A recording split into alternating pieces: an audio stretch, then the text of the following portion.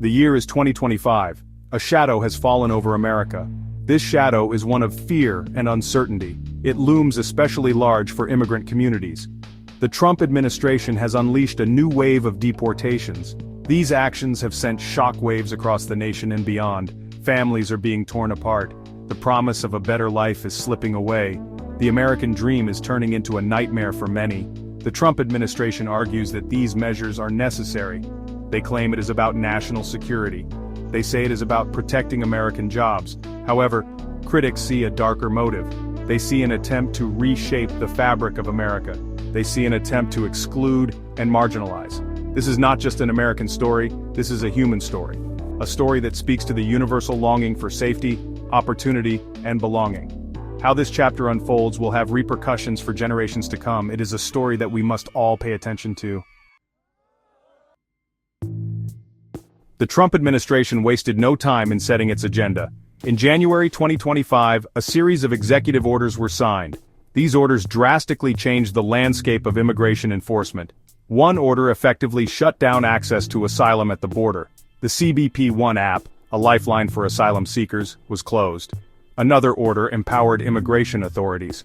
They could now arrest immigrants in sensitive locations. This included places like schools, churches, and hospitals. Perhaps the most chilling order paved the way for mass deportations. This order targeted over 1 million migrants. These migrants had been legally admitted under the previous administration. The administration justified these actions with inflammatory rhetoric. They spoke of an invasion at the border. This language raised alarm bells. It hinted at the potential invocation of the Alien Enemies Act. This World War II-era law allows for the swift detention and deportation of non-citizens. The use of such a law in this context is highly controversial. Legal challenges are almost certain. The message was clear. The Trump administration was sending a message of deterrence. They were willing to push the boundaries of the law. They were determined to remake America's immigration system.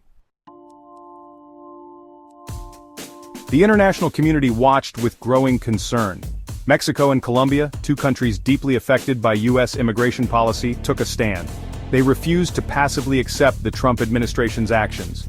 In a bold move, Mexico denied landing to a U.S. military plane. This plane was carrying deported migrants. This action sent a clear message. Mexico would not be bullied. Colombian President Gustavo Petro followed suit. He announced a ban on U.S. deportation flights landing in Colombia. These acts of defiance were rooted in principle. Both countries cited concerns over the treatment of their citizens. They demanded a more humane approach to immigration enforcement. They called for dialogue and cooperation. These actions were not taken lightly. They represented a significant escalation in diplomatic tensions. They also highlighted the global impact of U.S. immigration policy. The world was watching. The human cost of these policies is immeasurable. Families are being separated, often with little regard for their well-being. Children are being left without parents. The emotional trauma inflicted is profound and long-lasting. The legal and logistical challenges of mass deportation are immense. Detention centers are overflowing, the courts are overwhelmed, the system is buckling under the strain. The Trump administration's actions have drawn widespread condemnation. Human rights groups accuse the U.S. government of violating international law. They point to the lack of due process and the inhumane treatment of migrants. The situation is complex, and there are no easy answers.